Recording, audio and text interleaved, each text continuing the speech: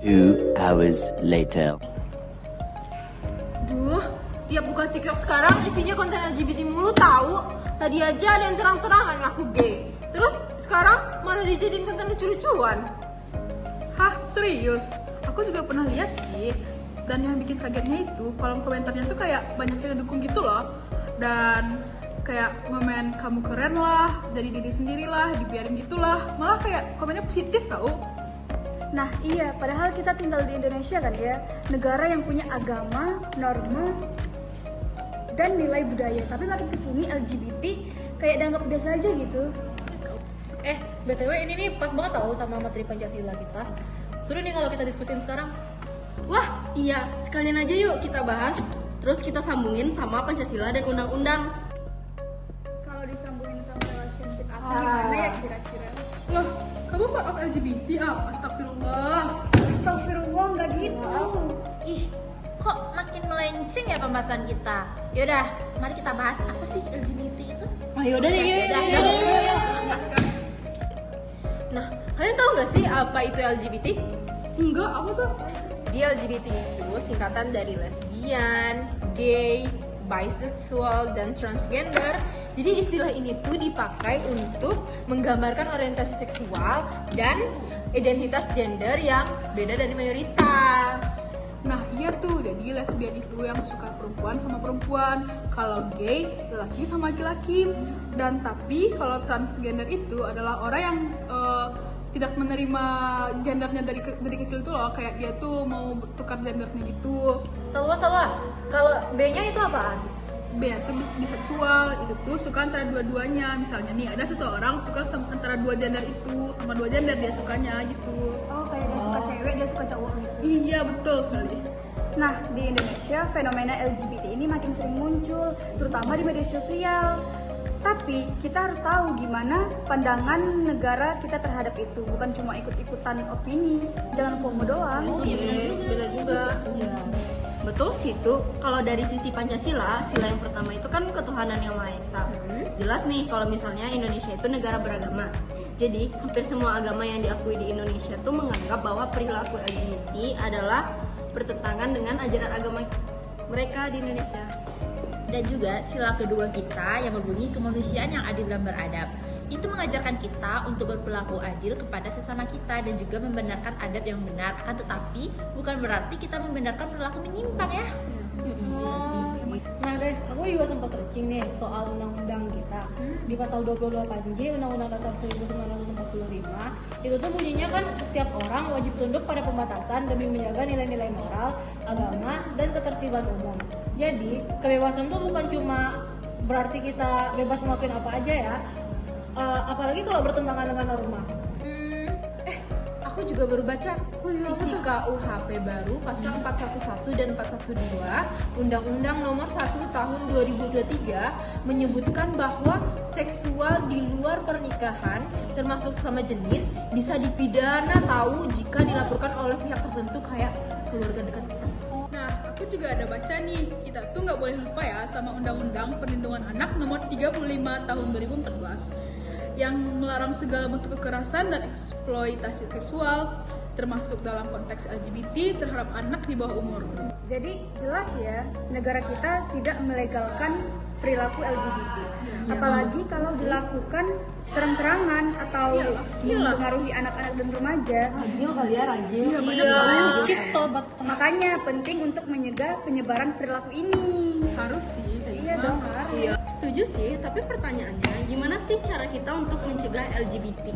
Pertama, dimulai dari pendidikan agama dan moral dari rumah yang harus kuat. Itu tuh kembali ke cara didikan orang tua dan lingkungan kita.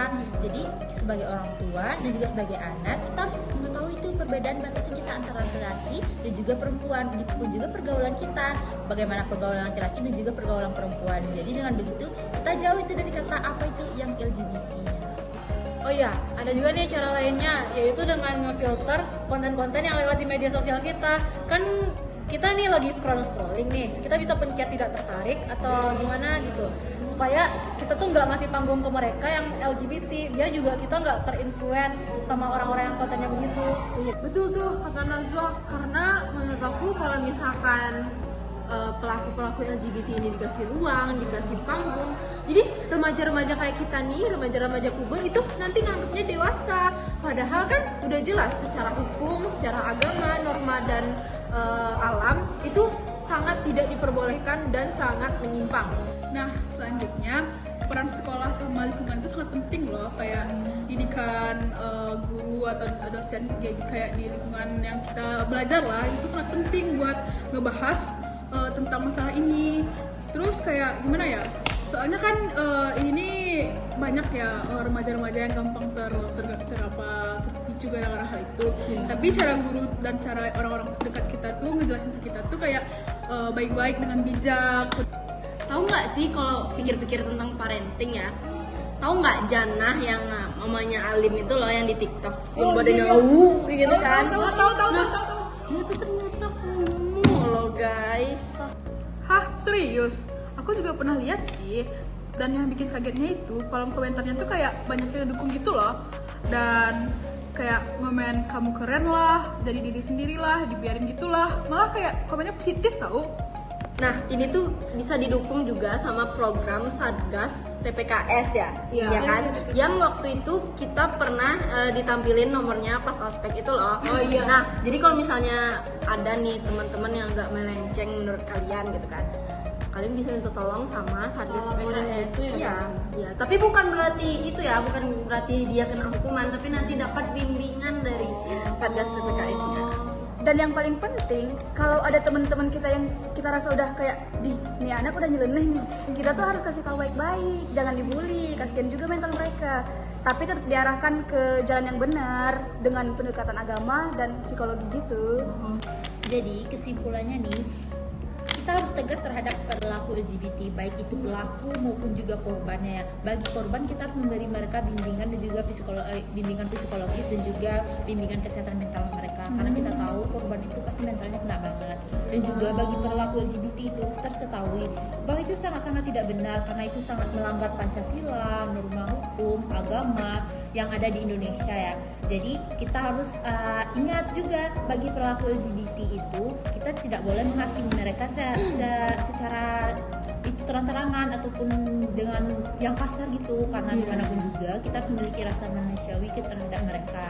Nah, jadi kita harus mengajari mereka dengan cara bimbingan ataupun kita tanya melalui proses pendekatan seperti yang selalu bilang tadi ya. Makanya kita juga hati-hati nih, kita harus memperhatikan pengaruh nih di lingkungan sekitar kita, jangan sampai si pelaku LGBT ini mempengaruhi orang lain. Nah, jadi kita harus saling menjaga nih sesama kita nih, harus saling mengingatkan. Jadi maksud kamu itu kita tidak boleh membenci orangnya, tapi kita tidak membenarkan perilakunya. Benar banget. Karena ingat ya, karena kita ini negara hukum ya, demokrasi juga, kita memiliki yang namanya hak asasi manusia. Kita kan nggak boleh lupa itu. Iya, karena kita ada hak asasi manusia, itu kan menjaga hak kita masing-masing, hak untuk hidup, hak untuk diperlakukan baik. Tapi bukan berarti kita menyimpangkan pelaku LGBT-nya. Oke. Nah iya tuh, kita juga harus tetap menjaga moral bangsa kita nggak sih? Yang kayak gitu-gituan tuh nggak boleh dikasih panggung, soalnya kan bisa aja nge-influence orang-orang generasi muda kita ya. Jadi kita tuh harus kuat dan punya filter dan berpegang pada nilai-nilai moral bangsa kita. Itu yang paling utamanya sih. Wah, diskusi kita lengkap banget ya hari ini.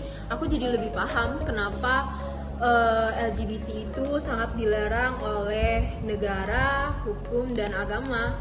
Ini bukan maksud kita membenci orangnya, atau kita membenci pelakunya, atau kita membenci korbannya, tapi ini kita lebih ke untuk menjaga kestabilan moral bangsa, menjaga generasi emas, dan kita juga sebenarnya kita ini sebagai reminder ya buat kita sendiri para mahasiswa gitu. Apalagi umur-umur segini nih kita pasti sangat terancam ya, atau sangat bisa terpengaruh. Mudah terpengaruh nggak sih? Iya.